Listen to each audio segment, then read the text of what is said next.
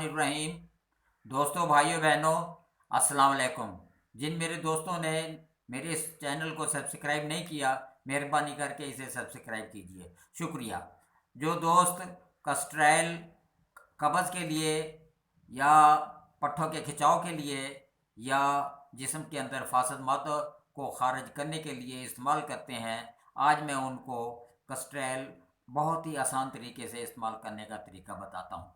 आपने पंसारी की दुकान से 60 ml की 2 बोतलें ले लेनी है और रात के वक्त सोते हुए आपने एक पर मीठा गिलास में डाल लेना है।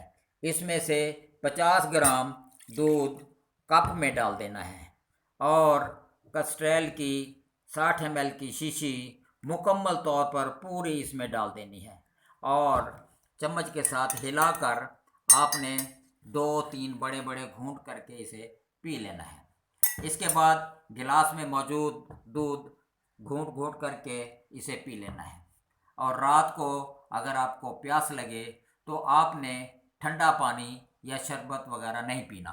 हो सकता है इससे आपके पेट में दर्द हो जाए, कोई और गड़बड़ हो जाए, तो इसलिए आप गर्म दूध, गर्म चाय पी सकते हो।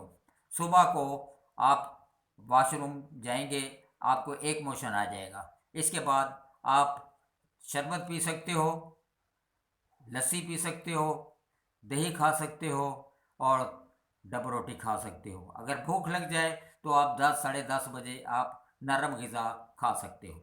इसके बाद आपने दूसरी रात को आपने फिर उसी तरीके से कप में 50 ग्राम दूध आपने डाल देना है और इसमें से आधी कस्ट्रैल इसमें डालकर और चम्मच से हिलाकर बड़े बड़े 2 घूंट करके इसे पी लेना है और बाकी परहेज़ उसी तरीके से है। तीसरी रात आपने फिर उसमें 50 ग्राम दूध डालकर और उसमें कस्ट्रैल सारी डाल देनी है और इसे चम्मच से हिलाकर इसे मुकम्मल तौर पर पी लेना है। तो इसका मतलब ये हुआ कि ये 2 शीशियाँ आपने 3 रात में मुकम्मल करनी है।